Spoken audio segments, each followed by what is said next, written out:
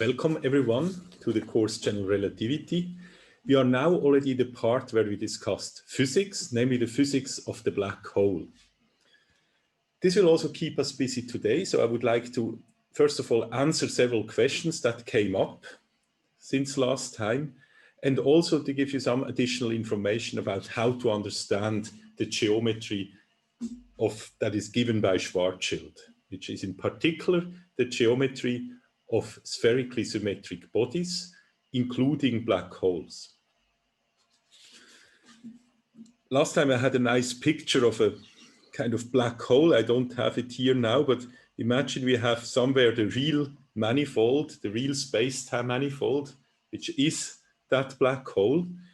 Then we learned that we have several representations. We have several charts of that manifold. And one of the charts was the Schwarzschild coordinates. And actually, and maybe I didn't make that point clear enough last time, because there were some questions about this. There are actually two charts which are separated. They're disjoint charts. Namely, and let me draw that here, there is somehow a chart which covers the region just from r equal to 0 until, but not including, r equal to m.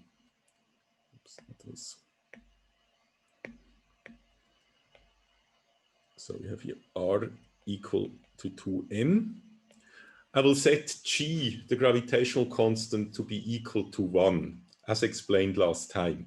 So again, this means that we measure masses in terms of lengths. Remember, when I buy meat, I can give it in terms of a length.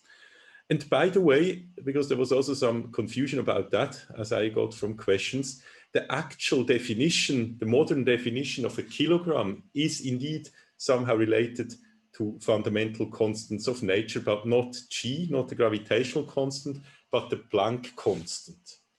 And if you set the Planck constant to a fixed value, you could set it to 1, but if you set it to the fixed value that you usually read in textbooks, then this gives you a definition of kilogram, because what enters in the Planck constant, this is of course an action, so it's something of the dimension energy times times time.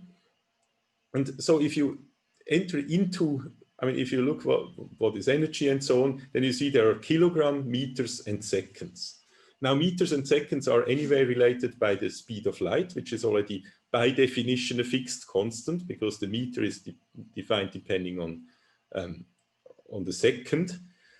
But then if you now set the Planck constant, you additionally set the kilogram.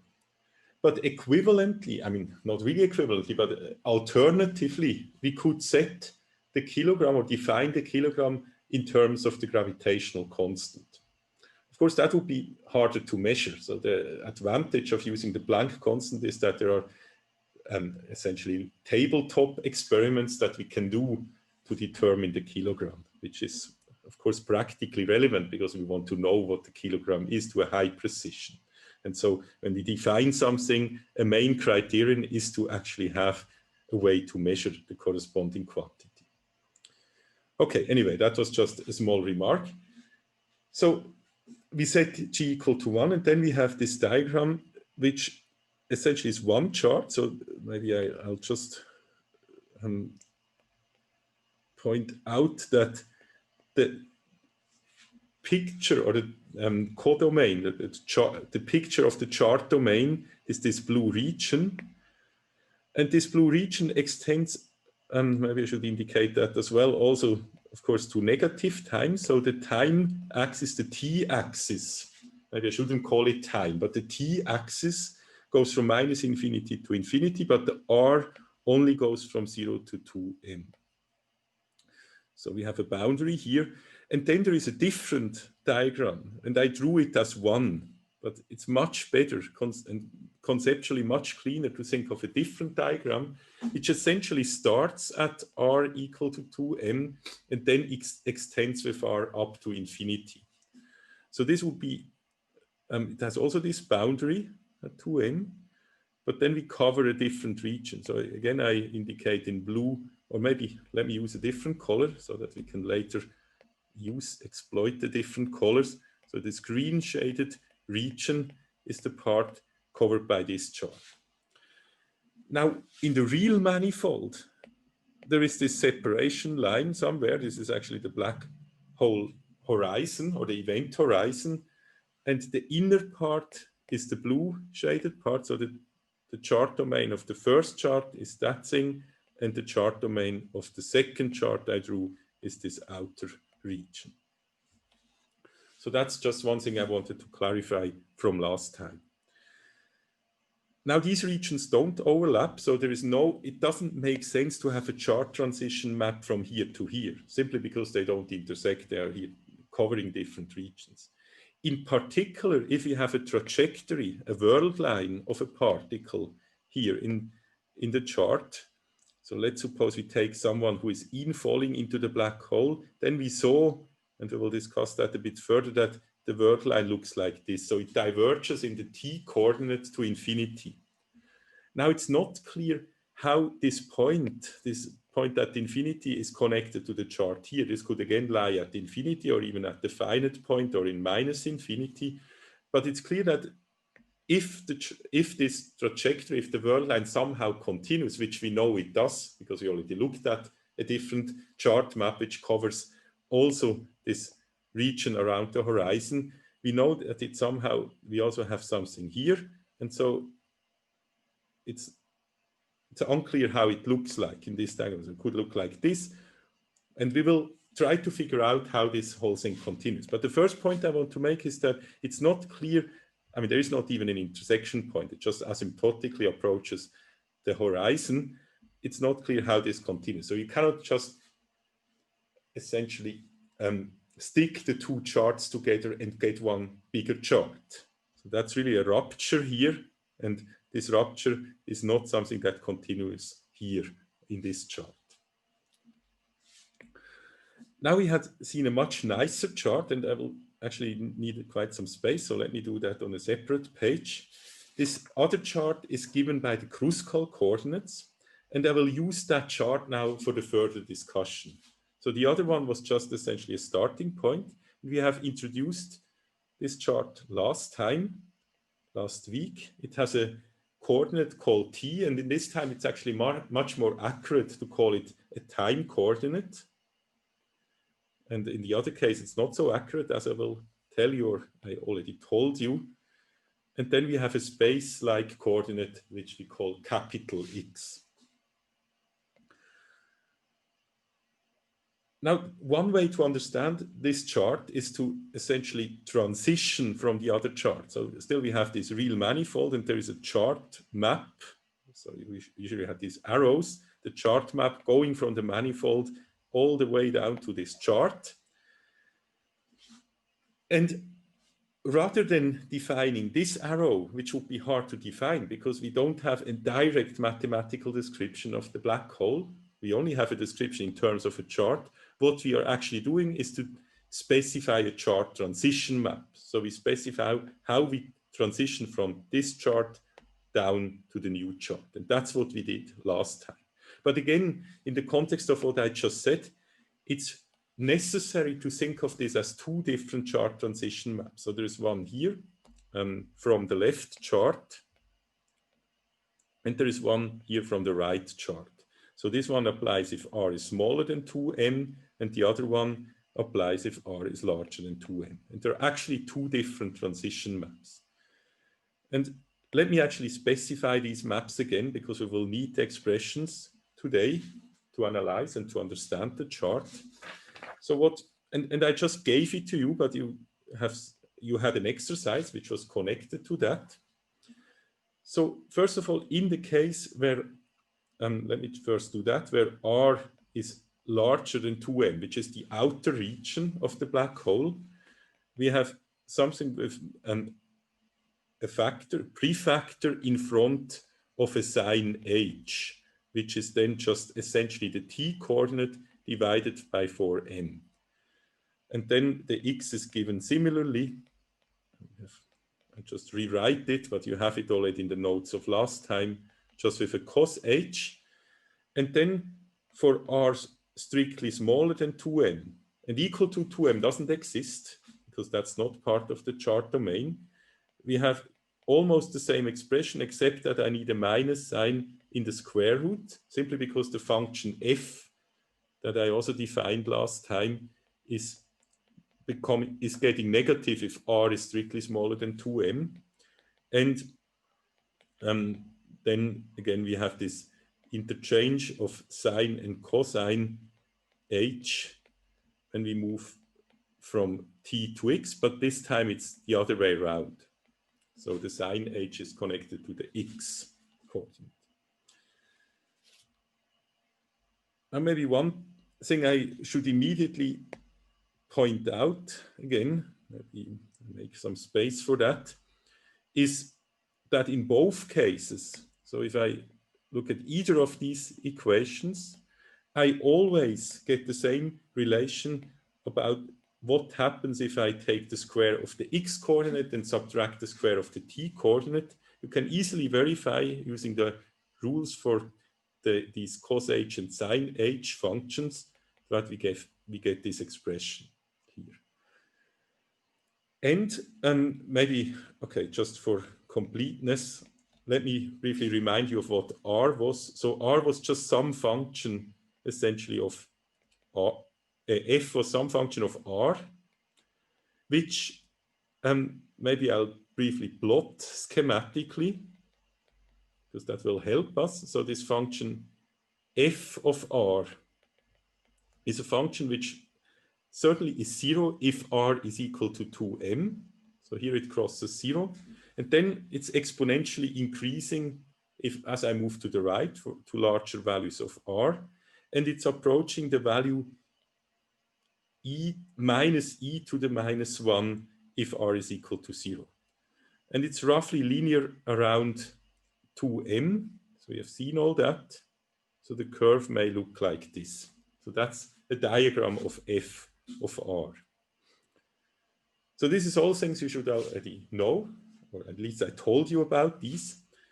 But let's now try to understand what this all tells us. Again, I mean, we already started doing that, but now I think I want to do it a bit in more detail, give you additional information, and also give you the opportunity to ask questions, because obviously there were lots of questions, and it's now a good time to ask them. So please interrupt me whenever anything is unclear. We are now really in a conceptually or physically maybe difficult part, because we have to build up an intuition for something we haven't, or I mean, at least me, I haven't seen that before. I've for the first time seen a black hole. I mean, that we have this very strange geometry where time and space coordinates somehow get mingled together. That's something hard to imagine, and it requires some time and thought to understand it. But it's worth it. I mean, let's say the black hole is in some way a key example of general relativity. It's one of the most extreme situations in the sense of how space and time can be distorted by curvature. And I promise you there will not be much more complicated examples that you have to understand. I think if you understand the black hole, then you can already start doing lots of interesting things. And actually a lot of current research, and I mentioned this whole problem about the black hole information paradox, is related to the structure of the black holes that we are now discussing. So one could say lots of the, let's say, open questions that we still have in physics are somehow connected to the question of how this geometry that we are now investigating can be brought in agreement with how we understand quantum mechanics. So today we'll of course not talk about quantum mechanics, but about this geometry. So let me now go again up to the first two diagrams we had. And in this diagram, there's first of all this separating line. And we already saw last time that this separating line just corresponds to lines here below of that form. So we have something like going up here and something going down here. And for the moment, I'm not going to show you the maximally extended solution. So I'll just do the part which is already covered by the Schwarzschild coordinates. So we had here the blue part, that thing, that corresponds, if we now go via these coordinate transformation. I just apply a map from above down using these coordinate transformations. In this case, I use this thing, and you will see that you land with the blue part into the region shaded here. Actually, it extends also to negative x potentially. And then we have here a green region up there. So this thing, the outer part, and this we saw corresponds to this wedge here that we have. Now, by the way, why is that? I mean, that's something you can easily verify. We know this boundary is just corresponding to the equation r equal to m. So if we set r equal to m into these things here, into these equations, then we will see that, of course, now this is fixed, but we can just, I mean, this is fixed now to 0, because that's what the function r does. It equals 0 for r equal to m. But then it's hard to maybe to really understand the boundary line, don't immediately put this equal to 0. Think of r being a value very close to 2m. Remember, 2m, r equal to m is simply not covered by this chart. So it doesn't make sense to set r equal to m, but let it go very close to 2m, which means that the function f is very close to 0, but not equal to 0. It's either slightly positive if you are on the outer part, or slightly negative if you're in the inner part. So think of this prefactor becoming very, very small, but not 0. This is important that it's not 0, because otherwise everything reduces just to the point 0. But if this is now very small, but not 0, and you now vary t, so t can still be arbitrary if I fix r, then you see that you still move essentially along a hyperbola. So as you change t, we have seen that last time, we have a hyperbola, or we have already seen it in the context of Renner coordinates. We have a prefactor which is fixed, which essentially tells you how far away is this hyperbola from the edge, and the other thing is really the hyperbola. So for a very small r, we get something of the following form. Just draw it. So some hyperbola which is very close here, and then asymptotically approaches the horizon, and here as well. And the distance here between the 0 point and that is this small value that I mentioned. But as I said, if you make that equal to 0, you don't see that any longer. But of course, you can make it very small. And if it's very small, then you see that this orange curve approaches this kind of magenta or violet curve that you see here, which is the horizon. So the orange one is actually one where you're slightly positive with r. And now you can ask, how does the curve look like if r is slightly negative? Or not r, if r is slightly smaller than 2m, corresponding to fr being slightly negative. Then we have to move to that diagram. And you see in this diagram, we have cos h and sin h interchanged. So the hyperbola now actually has the opening towards the top, no longer towards the right-hand side. So let me also draw that. So a line very slightly within the horizon. So if I just a little bit inside, will look like this. So it will cross here that axis. So now t has to be always larger than x. By the way, you see that from this expression here. Cos h is always strictly larger than sin h, but asymptotically they become equal. So you cross here this line, and then you move up again, asymptotically approaching the horizon. And the same would actually be true on the other side. Okay, this is now not drawn very nicely. Let me retry. I was never good at drawing, but let me nevertheless retry. So it should be something that approaches here this, and on the other side it would do the same symmetrically. Okay, and now you see that it's you should see this violet line that I drew before essentially just as the limit of these orange and red lines. So the orange and red lines we can really get by the coordinate transformation, and the violet line, which I will draw again, is essentially just the boundary. You see it goes here down and here it would again go up.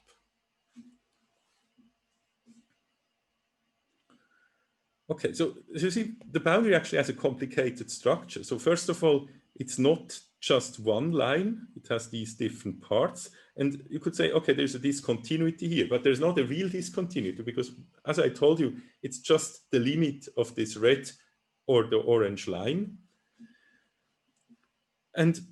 But it shows that at least this horizon at some point, not here and not here, but here in this part, actually connects the blue and the green region. So we know that indeed this region is neighboring to that one. We just don't see that in the Schwarzschild coordinates, and we also don't see how they are connected. We don't know which point here corresponds to which point here. And actually, there is no such assignment because if you look at it, everything goes here up to infinity. So they are only connected at infinity in some way. Okay, this all tells us that this diagram I now drew here, or these coordinates, are in some way much better coordinates. Let me add one more element to it. This will also be an important element. So we will often talk about Alice and Bob. Alice is the person falling into the black hole, Bob, the person staying outside. That's a convention that I will use. So let me draw Bob. So let's say Bob is, okay, let me take a new color. Let's say this blue here. So Bob could be this person here. Okay, actually I will use blue for something else. Let me choose some different color, maybe the green one. Okay, so this is now Bob. Bob should be defined as a person who just stays at the fixed distance r from the event horizon.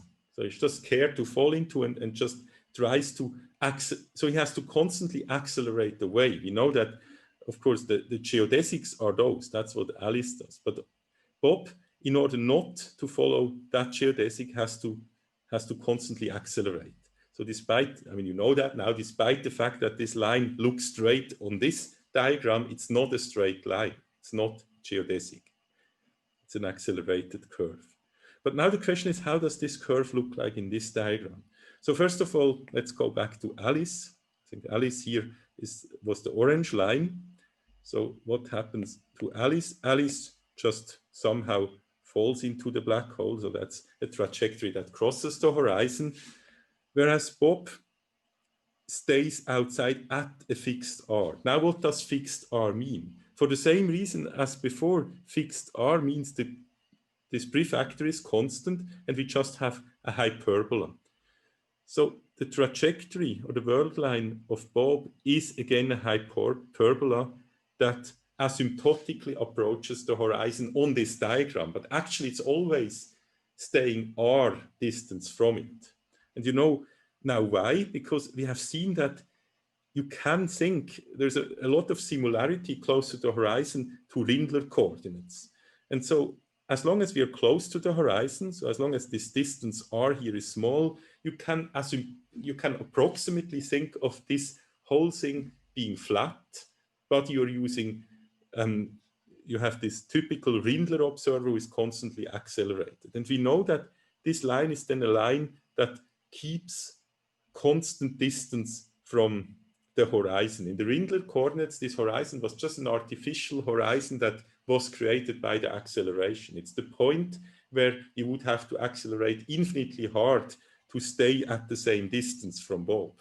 So remember that the more we move here, that's what we learned in the Rindler coordinates, the closer I'm here, so as I move here, the stronger I have to accelerate.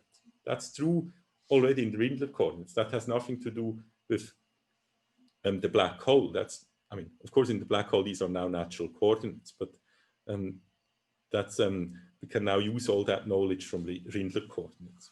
So remember also what we had said about how much time passes for Bob, or for some accelerated observer. So let's suppose we indicate all the ticks of the clock of Bob by a little stroke here. And suppose these are seconds, let's say, or minutes. Let's give it a little bit more time. And then what we know is that according to the Renner coordinates, or I mean, according to what we saw, the same distance, the same length of curve looks like a longer and longer segment in this diagram. Why is this the case? Let me briefly explain that again, because that may not be clear at this point. So why is the spacing here getting larger? So this should be a much larger spacing than here. The reason is the following. We have already last time briefly talked about the metric, or how I describe the metric in this new coordinates, in the cruscal coordinates. And remember, the metric had the following form. And here I should actually make you aware of a mistake that I made last time. Last time, for some reason, I wrote here a 4 instead of a 2. I don't know why, but it should be a 2 according to the conventions I'm using. At the end, it's just a scaling factor. So it actually doesn't change the physics at all. It's just to be consistent with everything else that I told you, you should put the 2 there. So what we saw is that the metric has this very nice form that it only has a prefactor, but then there is the usual form of a Minkowski metric. And then we still have something else which corresponds to the angular components, which is essentially this G stands for the geometry of a sphere, and the R square is just the scaling. So we somehow have at any point in this diagram, so if I'm, for example, here in the diagram, we have a whole sphere. That's what it tells us. And the sphere has a radius r, and r is given depending on t and x. So how is r given?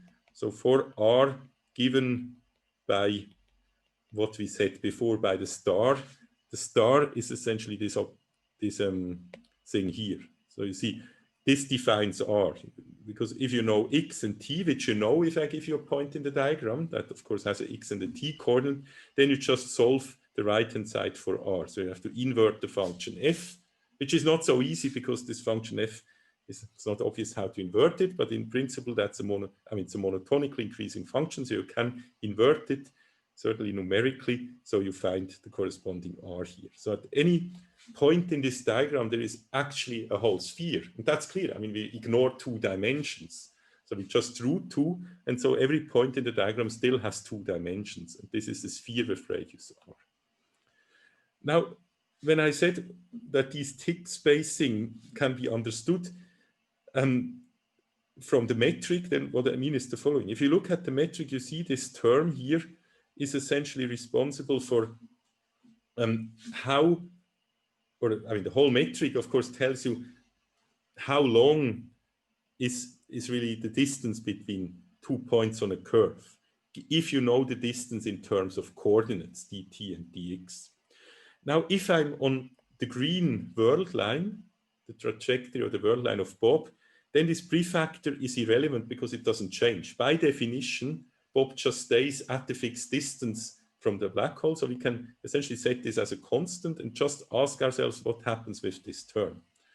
Now, at the beginning of the trajectory, as it passes the horizontal line, okay, let's say that's the beginning, then I only have a dt component, so there's no dx component because I'm just moving in this diagram upwards. So I just get this contribution times a prefactor, which essentially determines how long that is. But as I'm moving more and more to the right in this diagram, so if I'm up here or even here, once I get closer to 45 degrees, even though I move by a certain amount in t, I get subtracted the corresponding part I move in the x direction. So in the limit, in the limit I will have almost a 45-degree line. In the limit, this will become very small. And if this is very small, this means that as I change the coordinates by a fixed amount, say I move by 1 millimeter on my piece of paper, which carries this system up and to the right, the whole bracket will only be very small, which means that the actual distance, and distance means proper time, remember that, is very small. So it means that if I move here by 1 millimeter, the time that passes is smaller and smaller. So it takes longer and longer until the next tick happens. And that's why I will get a spreading, and it's not very nice, but let me nevertheless continue here this thing. So the next tick would somewhere be here up, so they will become sparser and sparser. This looks different for Alice, who falls into the black hole. So here I could just argue that, as I told you now many times, close to the black hole horizon, the space is essentially Minkowski. That's again what we see here in this diagram, because as long as we are close to the horizon, this function here, this prefactor stays almost the same. It gets extremely large as we are close to the singularity, but if you are close to the horizon, we essentially have just a contribution here that is relevant. So it's linear in R more or less. And so we can really think in this region close to the horizon as Minkowski space. And if I have a straight line in Minkowski space almost going up, then the timing will be almost equally spaced. Now, to be consistent, I should maybe change it a little bit, because let's suppose Alice moves like this. As long as she moves almost in the same direction as Alice, the ticks should be equally spaced as Alice's. But then they remain like that.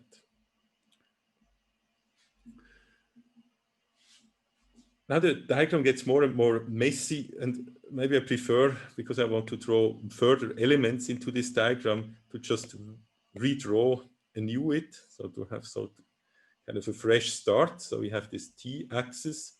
Maybe I move it this time a little bit more to the right. So we have the t-axis, which also goes to infinity. And then we have the x-axis. So it's again the same diagram. Then we have here the horizons that we have seen, the lines corresponding to the horizons. What I didn't draw so far was the singularity. And we have seen it already last time. So the singularity in the original diagram is this region here, when I'm really at almost r equals 0. So again, don't think of r being equal to 0. That no longer lies in the domain, but make r arbitrarily small. If r is arbitrarily small, then you see nothing crude happens to f of r. It's just essentially the value minus a constant, minus e to the minus 1. And so if I therefore have here this, so I get here a prefactor, which is essentially given by the square root of e, or of e to the minus 1, times 4m. So that's this 4m makes it a length, because remember, mass corresponds to a length. So I have a fixed prefactor, and here I have this hyperbola. So again, for the same reason as before, this expression here tells me I have a hyperbola, one that is open against the top, because that's true for the hyperbolas here, as I argued before.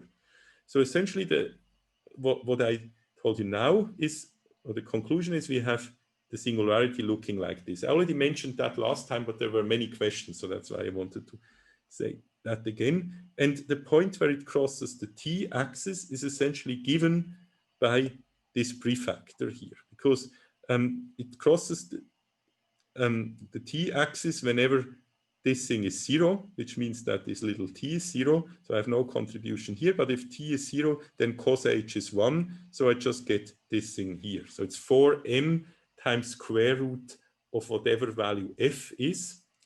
So what's that? What is that? It's 4m square root of e to the minus 1. Okay, could write this more cleanly as e to the minus 1/2. It's just some constant. And then it's a hyperbola, so it approaches here this axis. Now let us again draw the world line of Alice. So Alice comes from somewhere outside of the black hole and falls into it. And now we have already seen that as long as she is close to the horizon, the spacing is roughly equal. But this will not be true close to the singularity. And now I'm telling you something that those who solve the exercises have already seen in actually at least 2 tasks of the exercises. But let me nevertheless explain it here on a kind of higher level. So if you ask the questions, how are the ticks distributed here? Are there more ticks? Are there infinitely many maybe? How do I answer this question? Again, I have to go to the metric. And now you see, if I look at the metric, then it tells me that indeed the ticks will become closer and closer spaced. because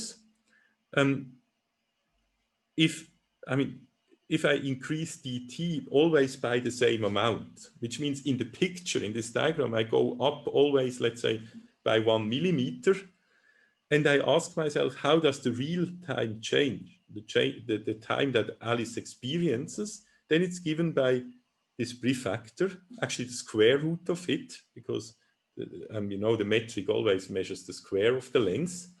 So I have a prefactor where this is essentially going to a constant because r is approaching 0, so I have essentially e to the 1. But this factor here is of the order 2m over square root of 2m over r, which means that the time that she really experiences becomes larger and larger for 1 millimeter, which means that I have to draw the ticks closer and closer together, because there's always one tick means there's a lot of time in between.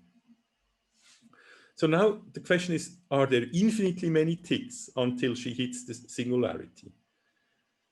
And the answer is no, as you know from the exercises, but it's actually almost immediate to see at least that it's finite. I will not actually calculate the time, but let me just briefly explain how we can see that there are only finitely many ticks here.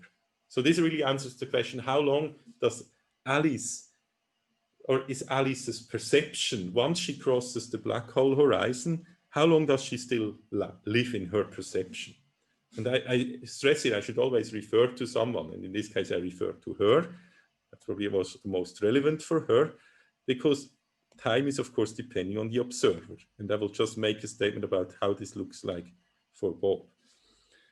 So we have to essentially calculate the length of the curve. And so we could calculate the length of the curve segment once she entered the horizon, or once she crossed the horizon. So let me maybe indicate this curve segment with red. So from here to here. So this red curve segment. This red curve segment is essentially given by the following expression. I could take r as the integration variable. So there is no r, but remember that the lines of constant r, maybe I should have said that, or it's probably obvious from before. So the blue line is the one where r is equal to 0. Equivalently, if I have here another hyperbola, which is in between the blue and the asymptotic curve, this would maybe be some r small. And then, of course, as we saw at the beginning, this hyperbola is something where r is very close to 2m. So I can take, you see, r somehow decreases. So that's, of course, our intuition that is correct, that once Alice crossed the horizon, her distance to the singularity will decrease, and at some point she will be at r equals 0. So I can take r as the curve parameter and therefore integrate along r. So r, first of all, when she crossed the horizon, has the value 2m, and then it will go down to r equals 0. Now, the length of the curve is given by the metric, and I said before that the prefactor of the metric that is relevant is essentially this part. I will just ignore this. So let's see that as an approximation, this whole thing. So I just want to show it's finite. So essentially we have 2m over r times something which doesn't change much in r. And actually I should here put minus dr, because we are moving towards smaller drs. So if I take dr as the curve segment, I have to take it negative because I'm decreasing the value. So that's the length of the curve. And that's, of course, easy to integrate. So, okay, maybe I just do it proportionally. There are some factors, but you see the integration, of course, of this will just give a 2m where the r is upstairs in the root. I still have the minus here, and I have to evaluate that at the points 2m and 0. So if I evaluate that at 2m and 0, you see the 2m here just gets squared, and the square root goes away. So I get something of the order 2m. So indeed, the time that Alice experiences is finite, first of all, and it's roughly the time that corresponds to the diameter of the black hole. So the intuition behind this is that once she crossed the horizon, she will essentially move with the speed of light somehow towards that singularity. So she has not longer time to live than the diameter of the black hole, if you like, or the radius of the black hole. But that's just a very rough intuition, and this intuition is not entirely correct, but I mean the calculation shows this is the right result. But why is the intuition not really correct? So the intuition is not correct because now I used kind of half an external view. I said from the outside this black hole has this diameter and so on. And with that, I'm actually mixing notions together. I'm actually mixing stuff. I'm saying in this diagram here, where r is indeed somehow a distance. You see that there's this singularity here, the blue one, and r is the event horizon. I could say, okay, that's actually a spatial distance. I'm taking this intuition and mixing it with Alice's view. But actually what we learn, or what we see, and I'll just explain that, is that this distance is, you shouldn't think of this distance as a spatial distance that you cross. So when you ask yourself, how far away is the event horizon from the singularity? And you would say, oh, this diagram tells me it's actually 2m away. Then this is not the right answer if you interpret being away from it as a spatial distance. And the reason for that is actually given by this diagram here that we drew, which is much more accurate.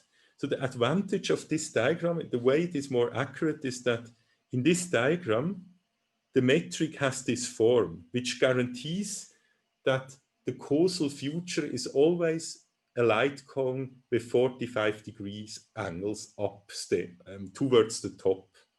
And I discussed last time that this is not true here. Here the light cones look very strange. They get actually squeezed, and even what is originally the top of the light cone suddenly becomes the left side of the light cone. So here inside the light cones point to the left. But here this is not the case. In the Kruskal-Szekeres coordinates, light cones always look like this. I hope you can see the yellow color. So light cones always have this form, which means that at least that part of the intuition is always correct in the diagram. If something moves up towards the top or more than, or with a, let's say, deviation from the vertical line less than 45 degrees, then it's really a valid word line of a massive particle. If it's 45 degrees, it has to be light, and otherwise it can be yeah, by the way, okay, one thing that was also probably unclear last time, light doesn't have to move in 45 degrees in this diagram.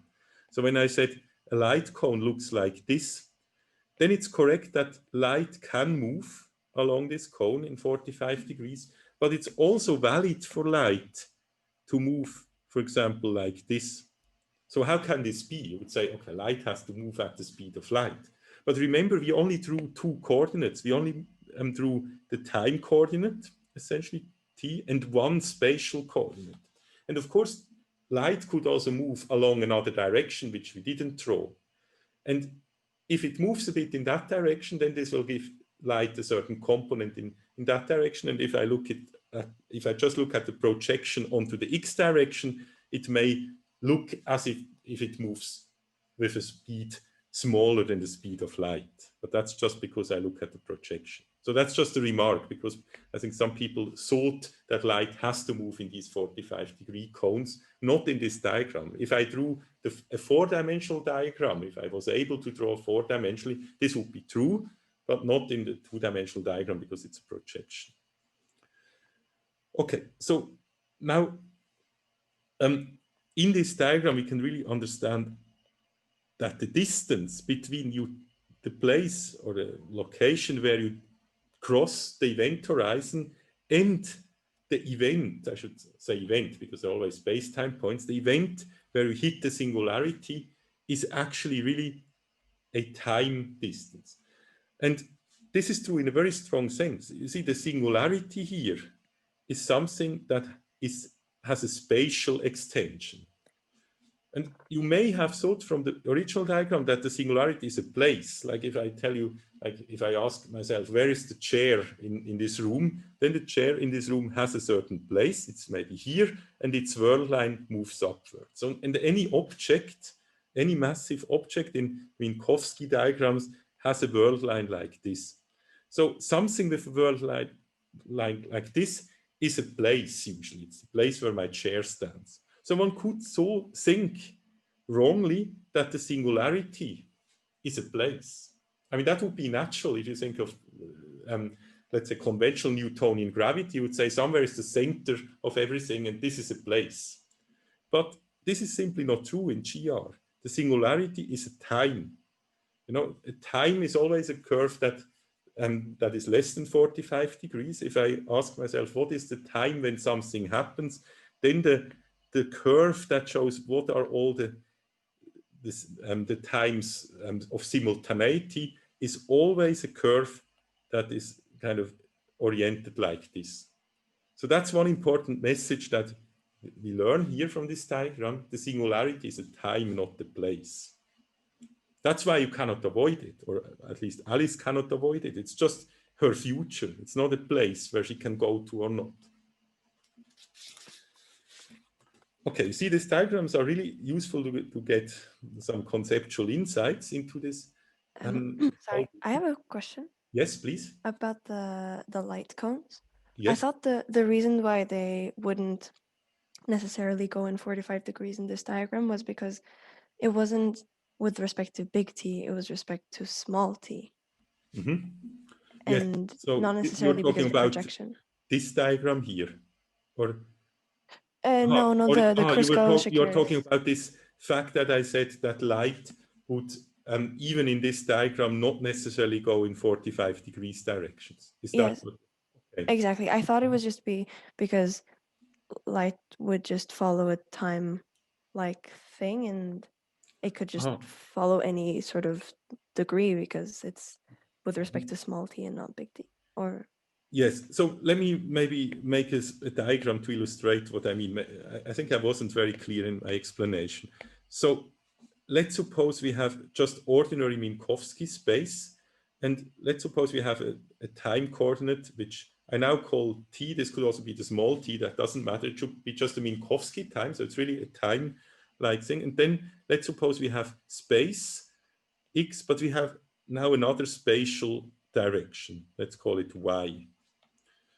Now, if I had a light beam which would just move in the x direction, then this light beam would actually in the plane Tx, this is now hard to draw, but in the plane Tx, it would move like this. So it would not go into the back, into the y direction. So maybe I could indicate that by saying if I take here the projections, I would land here on x and t.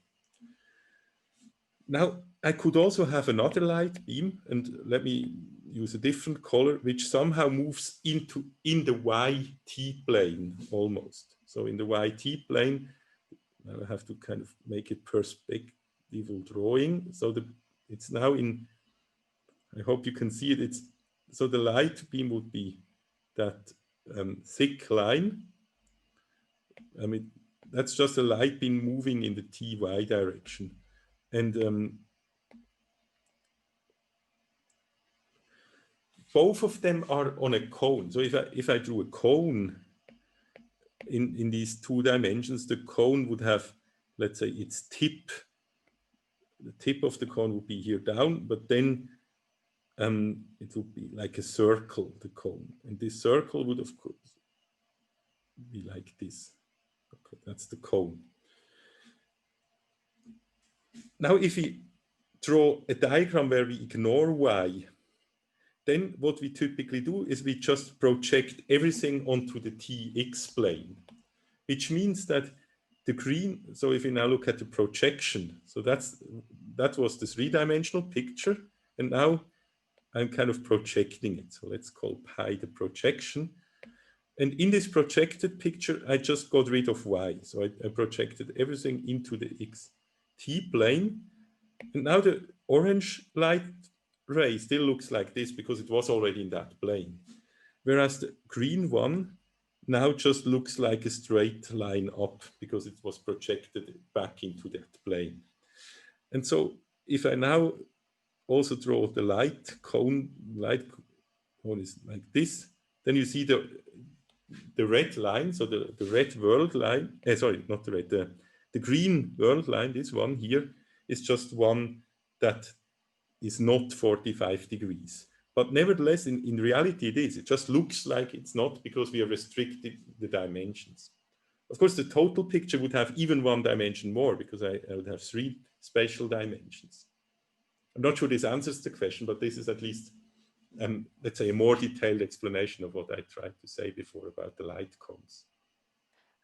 Well, yeah, the thing is, I just meant if we, in the Kruskal-Shakir's coordinates, Yes. if we say that like r is constant, we would just get different like lines of different and all of those, are they valid for a light cone or not necessarily? Or are they like Okay, let me, yes. So if we take r constant, so let me do that because that's anyway something we should do. So we had already before in the previous version of the diagram some lines of r being constant. So that's, for example, a line of r constant. Then if I make r bigger, then I have something like this. And if I make r smaller, I get a curve like this. So these are all,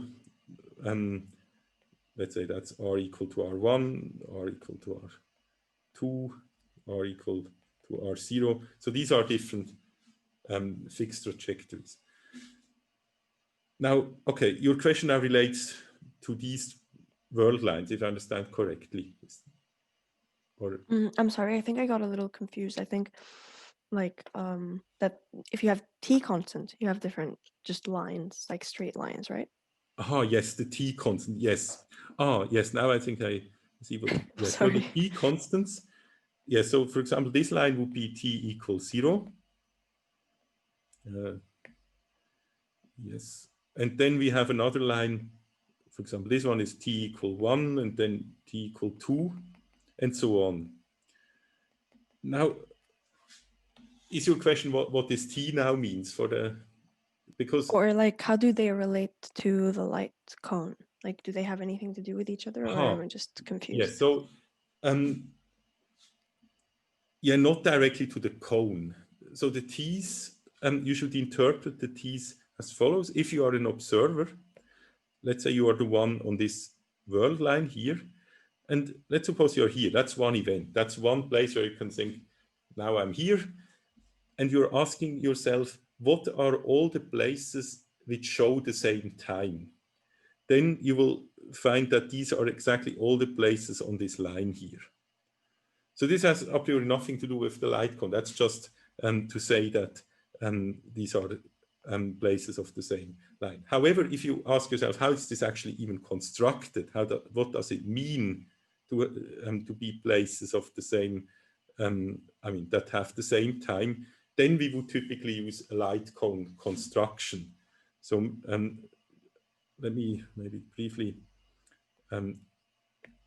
draw a kind of larger version of this. So if this green trajectory, let's say if I zoom in, so I take this thing and now I zoom in to one place. So I look at, let's say, this part here.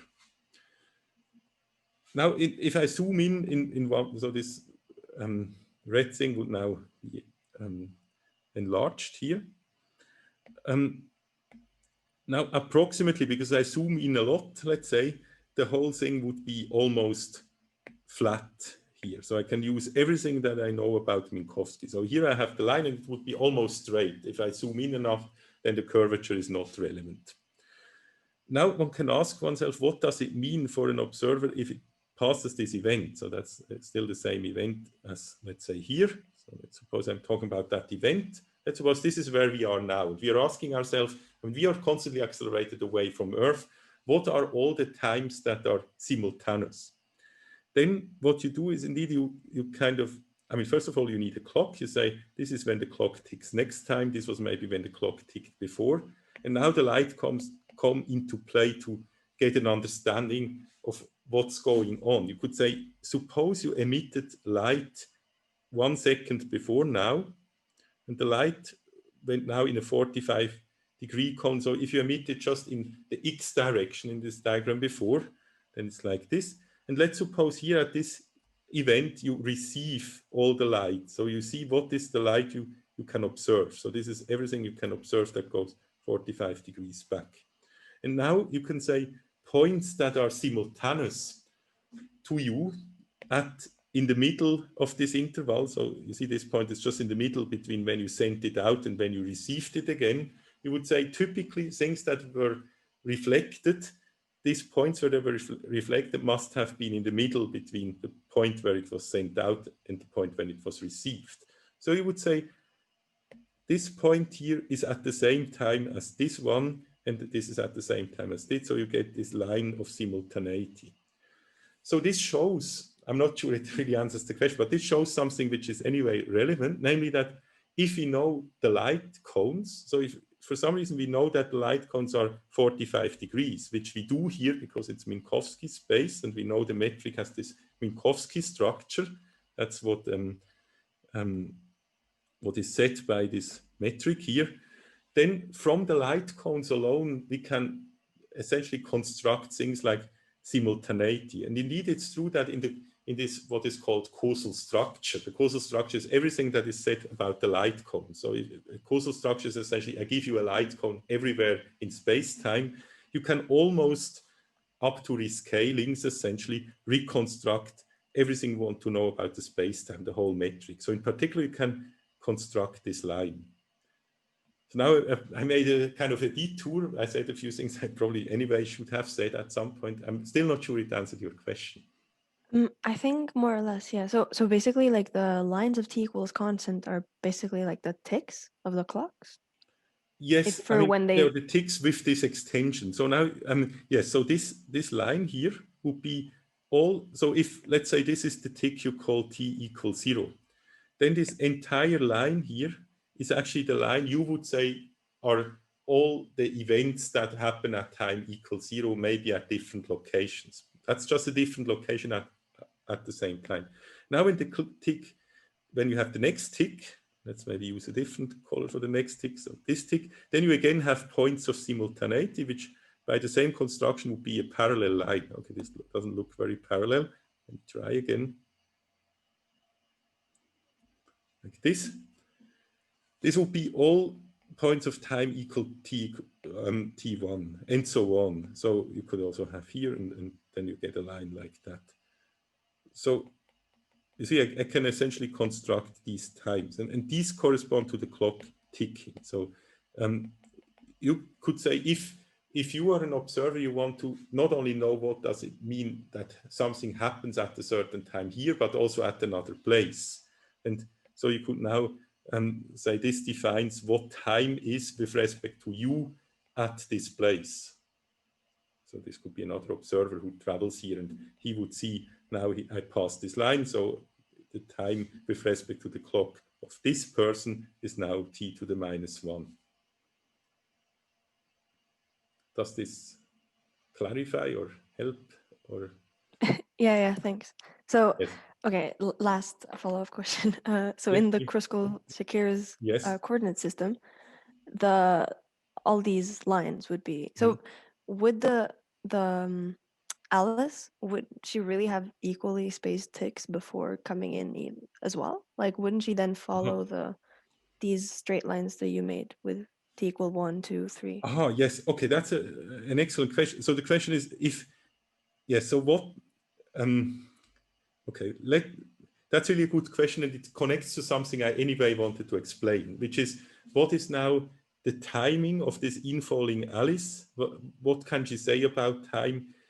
And what could Bob say about time? And let me try to explain that, and then if it's not clear, you can, of course, come back to me again. But this is anyway something that belongs to the material I wanted to present today. So let me therefore draw, again, a new diagram, just not to overload this one diagram. Actually, I realized I completely missed the break.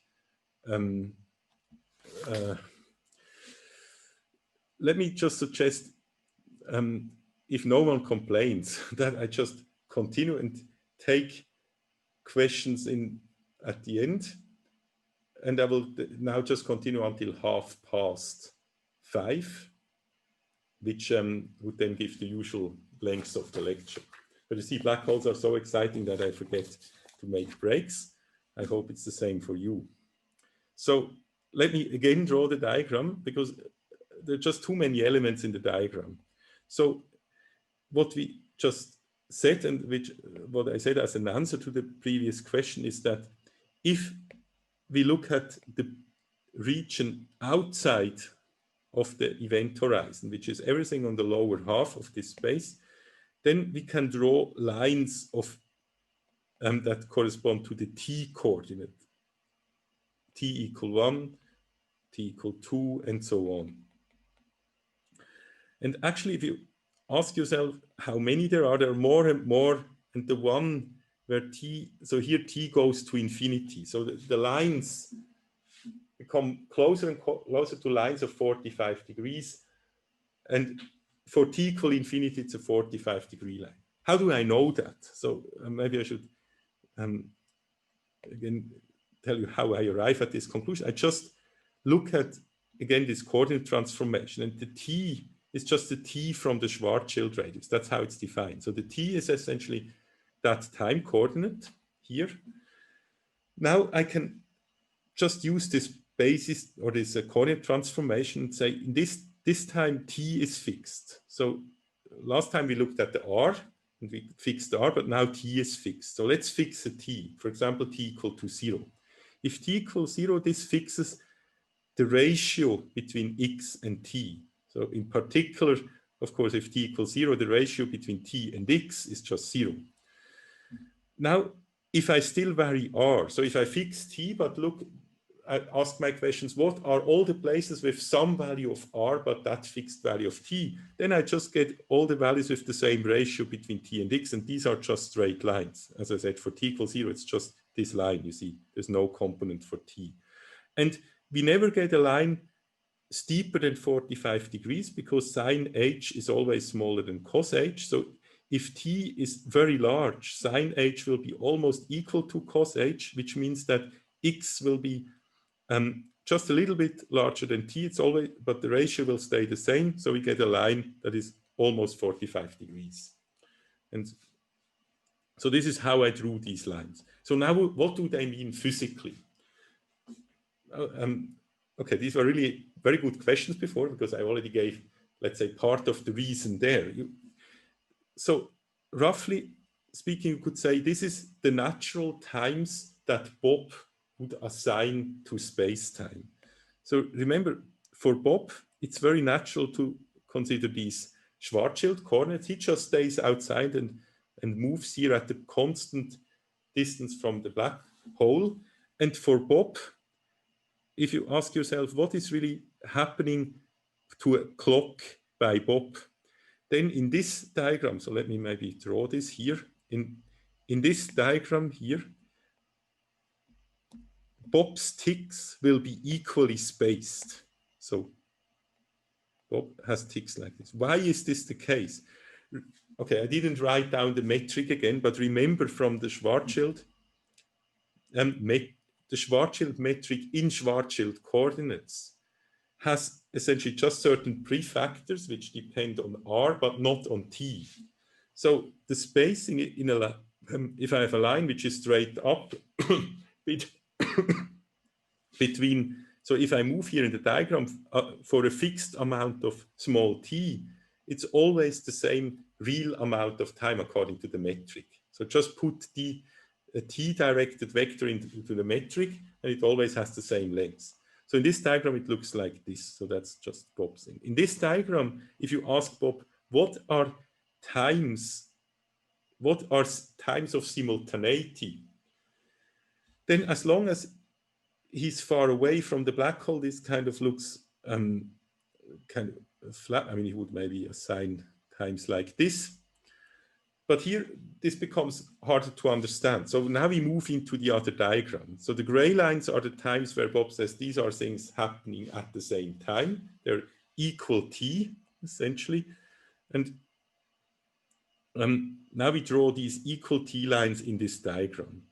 So think of the following experiment. So let's suppose you need to define time on a remote, let's say, planet, let's say on, or even on, let's say on Mars. So Mars is kind of a few minutes away in terms of if you measure distance in time. And now you could ask, how do I actually define time on Mars? Now, one way to do it would be to do exactly this experiment that I did, that I explained here. You are here, and this is Mars, and you kind of calibrate the clock on Mars in such a way that this experiment works like that, that whenever, it's just defined by this experiment. So it should really, the clock on Mars should, at this event where it reflects time, show time equals 0. And this should then correspond to time equals 0 on the clock on Earth. And similarly, here it should show time equal 1 and so on. So the simultaneity is defined with respect to you. That's how you would map out space. And in principle, you could now think that you distribute clocks all over the universe, or at least in the universe that you can reach. And these clocks, define now a simultaneity with respect to you. So you could think of these lines as, this is, for example, this line here, the t equal 1 line, is if Bob, who stays outside, so remember Bob is this person who stays outside, that's this world line, if he distributed clocks which for him show the same time, this is all the events. So this line corresponds to all events where the clocks, Bob's clocks that he distributed, show time equal to 1. This is the line of all events where all the clocks in the universe distributed by Bob show time equal to 0 and so on. So that's really how you should interpret the lines. So it's really something relative to Bob. It's not a time absolute. So if Alice now falls into the black hole, so I'm sorry, it's always Alice, but as I said, this is our convention. We could ask her 2 questions, and these are different questions. One question is, what does her own clock show? And her own clock will, as said before, somehow tick here, equally spaced roughly in this diagram. Here it will be a bit denser before she hits the singularity. Bob's clocks always tick when he passes one of the gray lines. And actually, okay, this is not obvious from this diagram, but if I drew it correctly, it would get more and more spaced. This is not completely obvious. You have to draw it very carefully because, of course, these gray lines get denser and denser. But at the same time, the orange line gets closer and closer to a 45-degree line. And if you look at the joint effect, it turns out, and I explained before why, you can see it directly from the metric, that these become more and more spaced in between. Now, actually to be now correct, I should say Bob's clock will probably, no, I think it was okay. Let me just retract that. They erased. Okay, so that's the situation. So now I can ask 2 questions, as I said. One question is just to ask Bob, what does your clock show? And he will say, okay, here it shows time 1, here it shows time 2, here 3. So let's put here the figures 1, 2, 3. That's the answer Bob would give if you ask him, what time does your own clock show? Now you can ask him a different question.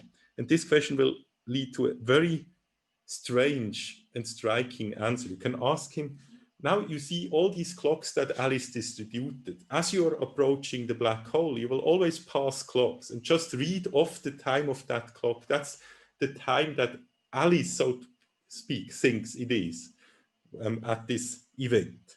So he will read off here also 1. So as long as he's close to Alice, he will just report the same time. Here he will say 2, here he will say 3, here 4, 5, and then because he passes infinitely many lines before he enters the black hole, maybe he will here say, here it's already time 100,000 seconds since I started, and actually the next, at some point it will be just infinitely large. So Bob will have a very strange experience as he moves towards the black hole. And one asks him, what's Alice's time? What's the gray time, the one defined by Alice, the one defined by Alice's clocks? He would see that this time accelerates. Time goes faster and faster until it goes infinitely fast. And at the point where it's infinite time, he crosses the horizon. But this is just what he sees on Alice's clock. His time, I mean, he doesn't experience anything strange. He sees these clocks accelerating and going to infinity. So at the time he passes the horizon, he knows that all the, let's say, mankind outside of the black hole has already passed its entire future. I mean, for him, only very little time has passed, but he's essentially in the infinite future already of anything outside. Everything has happened. So in some way, it's maybe not such a bad convention to say that Alice is the one falling into a black hole, because she has actually an advantage. She lives in that sense infinitely long. So she lives longer than the whole mankind outside. The only problem for her is that she doesn't perceive that. She sees that on the clocks, but her own perceived time is, of course, the one given by the green ticks. And this is the time her biological clock, her own clock ticks. So she will still only live for a relatively short time. Nevertheless, she will be in the future of the, once she's here inside, she will be in the future in that sense, as I explained, of the whole world outside. Okay, so it's really important in these answering these questions to keep in mind that in a very strong sense, time is observer dependent. It's not only relative how much time passes and so on. It's really like to even talk about what happens in the infinite future is not well defined, because infinite future for Alice is not here, whereas for the outside world, this is beyond already the infinite future. Okay, so I hope this answers the previous question, because it tells you these gray lines are the clocks defined by Alice. The green ones, the green ticks are the gray ones are Bob's clock, the outsider, the one who stays outside. They're when they're defined, their values when they correspond to the ticks of Bob when they cross his line, whereas Alice has the green ticks. Okay, now I'm happy to take further questions. So that was probably quite hard to digest in some way. But I mean, the nice thing, this diagram really tells you everything. So if you draw this diagram, including the singularity here, then all these questions can now answer them yourself. You just have to study the diagram. But I'm still happy to answer your questions, of course. I have a question. Yes, please. Go ahead. I'm confused how this works with what we know about how black holes evaporate. So if we know that black holes like go away after a finite amount of time, but something takes an infinite amount of time to go in from our perspective, how does that work? Yes, okay, that's an excellent question. I will not be able to answer it completely now. Also, I think there is no full answer, because, I mean, the first thing you have to know is that the evaporation of black holes is not something we can describe within the theory of within general relativity theory as it stands. The reason is that the evaporation of black holes is a quantum effect, and quantum mechanics is simply not contained in the general theory of relativity. So according to the general theory of relativity, black holes don't evaporate. So that's first of all what you have to understand. Of course, that's not the truth in nature, but that's what the theory says. And of course, it tells us that there's a limit to the validity of the theory. Now, because we don't have a quantum theory of relativity, there is no full answer to the question. It simply doesn't exist. However, people are, of course, trying to combine quantum mechanics and relativity without having a full theory. And that's what Hawking's did. And Hawking's, via such kind of mixed arguments, where he used at the right place quantum mechanics and at the right place general relativity, and somehow mingled these arguments together, he found that black holes have to radiate. And this is by now a widely accepted conclusion. But yeah, I just wanted to point out there's no solid theory behind it that is completely bulletproof in some way. Now, your question, when does it evaporate? So there's actually one further remark I should make, which anyway could be raised independently of the radiation, which is the following. If you ask now, what is the perspective of Alice? Then you could say and I mentioned that already last time, for Alice, what's the perspective of Bob? For Bob, Alice never crosses the horizon, because if Alice is here, or let's maybe start from Bob. If Bob is here, for example, so at some point Bob is here, and he asks, what is now the status of Alice? Or what could I see of Alice? Then let's say Alice could send out signals towards Bob. Let me draw such a signal. So Alice could here send a signal, and maybe it's a light signal, so it travels at the speed of light, let's say 45 degrees, and it reaches Bob at some point. And maybe Alice could still send a signal when her own clock shows 5 and it reaches Bob. But then the signal that she sends here will never reach Bob. Conversely, for Bob, an infinite amount, a very large amount of time passes from here when he receives the signal of tick 4 from Alice until he receives tick 5 from Alice. I already mentioned that last time in the other diagram. So for Bob, it takes an infinitely long time, according to his watch, until he can say Alice is now in the black hole. It will actually never happen. It's an infinite time. So now you could say, this is strange. How can a black hole, I mean, before you even ask, how can it evaporate? How can it even in some way form? Or how can things fall into it? Because they just stick to the surface. So from what I told you, what would happen from the outside viewpoint is that everything just sticks at the surface of the black hole. And I told you last time, this doesn't mean you would see it, because it would be so much redshifted that no radiation would be emitted from it. But nevertheless, you could somehow, at least theoretically, predict or make the statement, everything is just a little bit outside of the surface. Nothing has ever fallen into it. And this is, by the way, consistent with what I just told you before, that Alice only passes the horizon once the whole history of the world is over. So it just never happens. Now we made one crucial approximation, which is only an approximation and therefore doesn't reflect the full reality, which is the following. Alice is not infinitely light. So as she falls into the black hole, what I assumed so far is that she's essentially a test particle. Test particle means she's infinitely light compared to the object we are looking at. And this is certainly true for most black holes, to a good approximation. But if you are very close to the horizon, at some point it still becomes relevant that Alice herself creates essentially a disturbance of the geometry of space-time. So far what we did, we essentially said the geometry is given as the central symmetric potential that is created by some massive object, like a planet, or at the end some collapsed star. And nevertheless, Alice is also a massive object, and so she also has a slight disturbance of the geometry.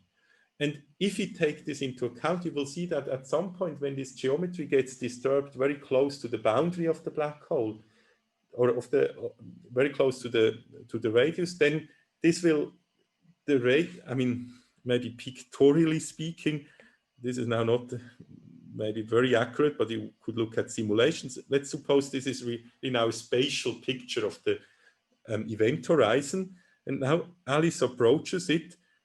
So let's say here Alice is still somewhere away from it. Okay, Alice is green. Let's put the green dot here. Alice is somewhere here. Now, let's say a little time later, viewed from the outside, Alice gets into the vicinity of the event horizon. So she's now, let's say, really here. Then what happens is that the event horizon will somehow get a little bump and somehow swallow Alice. And this bump is really the change of the geometry created by Alice herself. That's now not a very accurate picture I gave you, but at the end, what I'm telling you is that we neglected an effect, and if you take this into account, it's no longer clear that matter will forever stay outside. It will essentially, like for a merger of two black holes, they will kind of swallow each other. So we cannot say that one defines the geometry, the other falls in. So that at least answers the question why it's still the case that things fall into the black hole. Now, the next question is still why do they radiate? But as I said, this is a question I cannot answer now. First of all, because we didn't discuss the quantum mechanical aspects. And I will come back to that question in the very last lecture briefly, or maybe the last full week, to discuss a bit the paradoxes around that. But still, the derivation of the Hawking radiation we will not do in this course. But I hope you're already happy to understand that at least things can fall into, and that gives them a bigger chance to then radiate again. Because if they would have never fallen into it, they would probably also not radiate. But maybe another thing to realize is that this radiation, if you calculate the wavelengths of it, of this Hawking radiation, the wavelength is essentially of the order of magnitude of the radius of the whole black hole. So you shouldn't think of the radiation really comes from individual parts, like there's a radiation coming from here and one from here. It's really somehow the whole object radiates. And so if something is very close to the surface, you can also regard it as part of the object. So that's another way to look at things. I hope you're happy with these preliminary answers. And if not, I have to just ask you to be patient. And maybe we'll have some follow-up on that in the last week. Okay, then thanks nevertheless for the question. That also gave me the opportunity to tell you that we made this test particle approximation. Now there are a few things I want to say. They're just individual remarks which are kind of related to black holes, but it's again a good time to ask further questions if there are any. I do have a question which we also kind of discussed last time. Mm-hmm. So since we're interested in physics, we're generally interested in the whole of space-time, so the whole manifold. Mm-hmm. And now if we take the whole atlas of the system, and we, for example, look at the Schwarzschild metric, mm-hmm. We have a lack of chart transition functions. But now if we go to the either how we did it last time, we transform into a nice coordinate system, then everything is yes. Mm-hmm. Then we get, from like magic, we get the chart transition function. And well, how is this still on a mathematical level consistent? Mm-hmm. Okay, maybe okay, that's also a very good point, and something that actually I got similar questions from last time, indeed. So there is a pedagogical aspect to it, or maybe a historical one, which is that the first solution was one in Schwarzschild coordinates. So in some way, these are natural coordinates, as we now saw, if you look at an observer who is far away. I mean, for Bob, this is clearly natural. He's just a straight line. Now, these coordinates are not very good, as we said, because they don't even cover the horizon.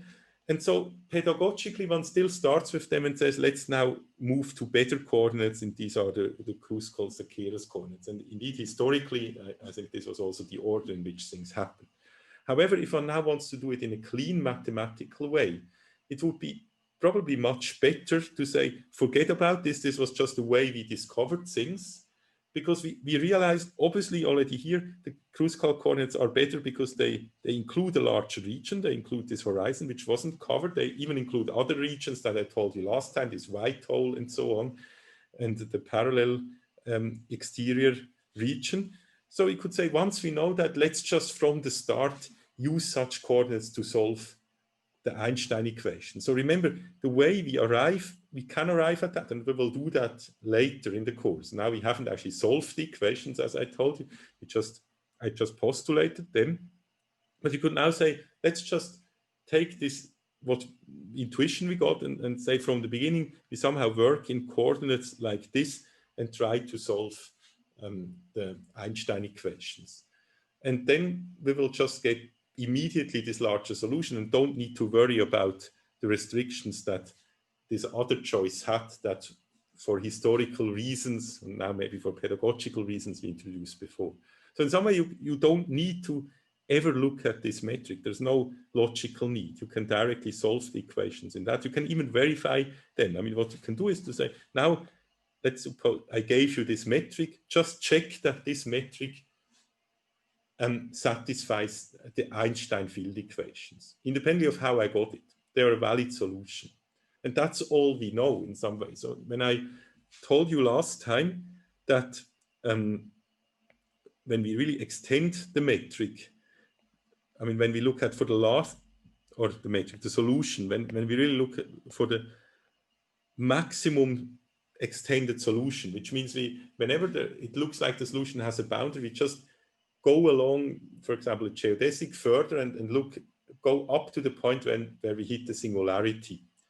Then what one finds is that the solution has much more regions than the ones that are covered by the Schwarzschild region, and it essentially looks like this. So it had this singularity. So there the solution ends, and it has a singularity here mirrored to the past, and everything else are valid points. So everything here in between are valid points of the manifold. So the mathematical statement is the following, that if I just take the Einstein field equations, then independently of this, forget about the Schwarzschild coordinates, this metric here is a solution which extends to a huge region, which includes in particular what we already identified as the event horizon, but it also has, and this outer region of the black hole, the inner, but it also has other parts. This manifold is just bigger. It has this white hole part, this parallel exterior part,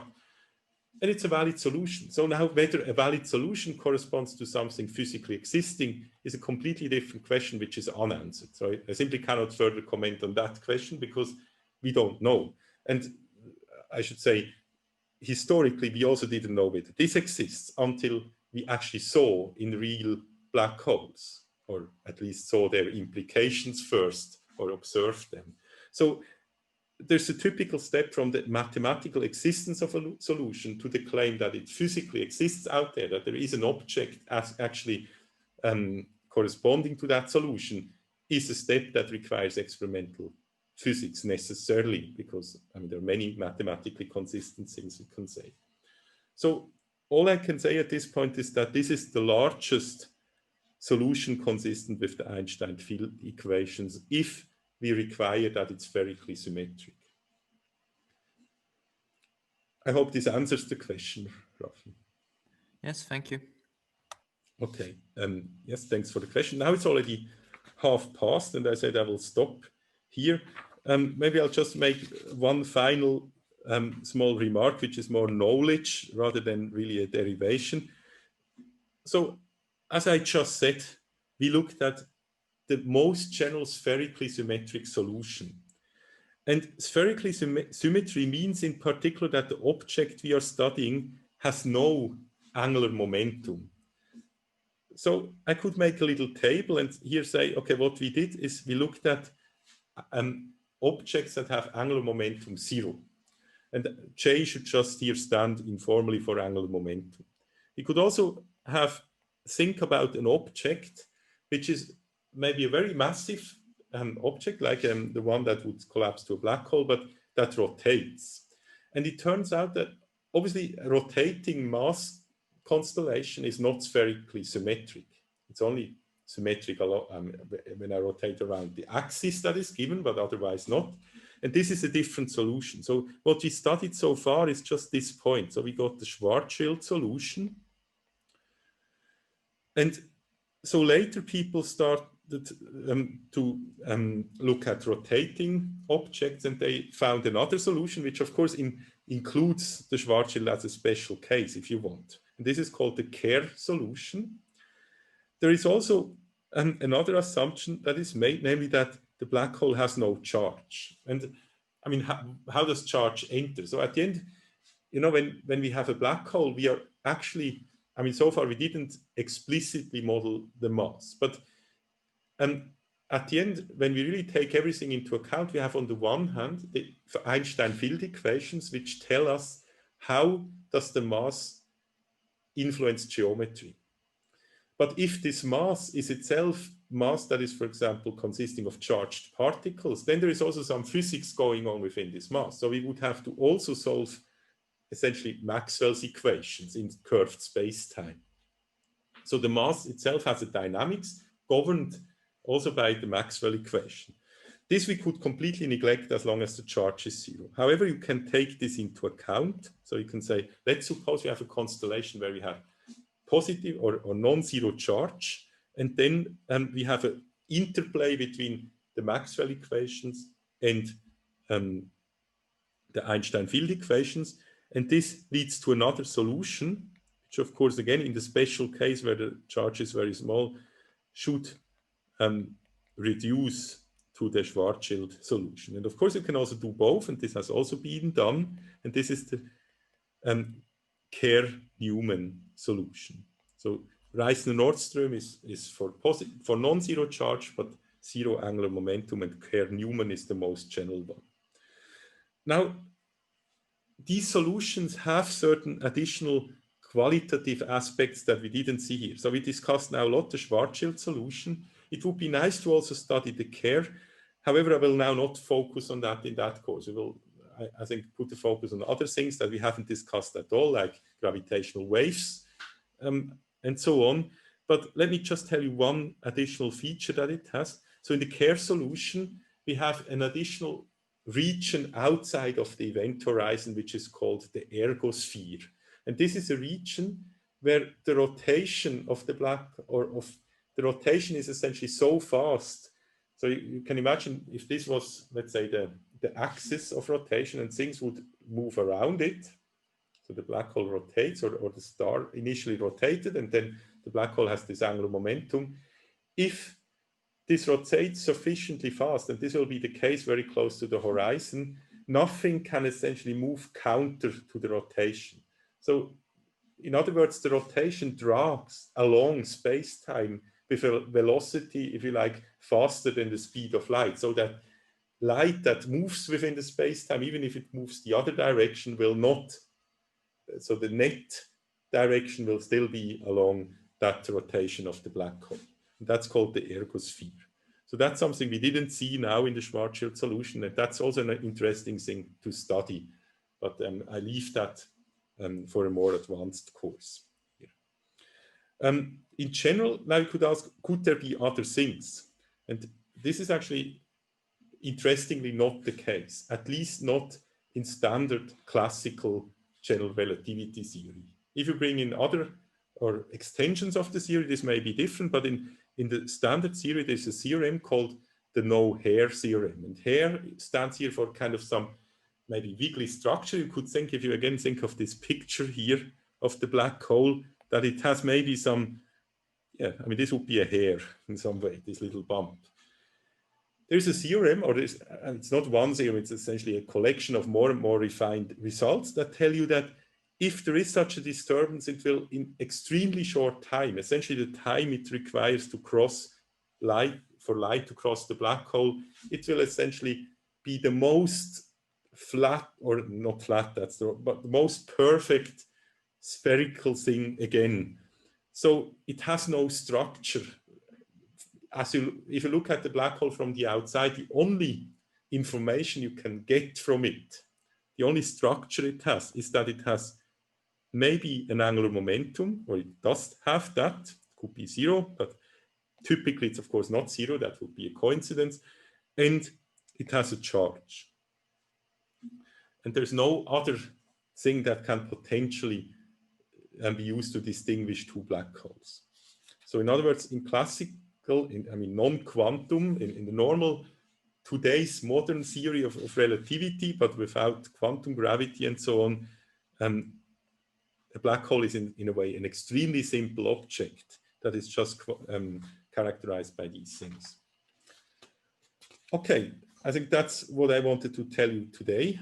On Thursday, I will continue with a small addition, I will tell you what Penrose diagrams are. This will be a very short part because there is not much that has to be added to these diagrams. It's essentially a rescaling that we will do to bring them into a slightly different form. But I think it's useful if you know what they are, because they pop up very often in the literature. And then I will, as announced, go back to the mathematical part, because if you want to solve Einstein equations, if you also want to introduce matter into the theory, we need some notion of being able to integrate on the manifold over space-time. And so the question is, how do you calculate an integral over curved space-time? What does this mean? Is this still kind of a coordinate-independent notion? Of course, it should be if it's physically relevant. And that's what we are going to start discussing this Thursday. Okay, then, yeah, I mean, that's all for today. Of course, I will, as usual, stay a bit for questions. And those who leave, I wish a nice evening.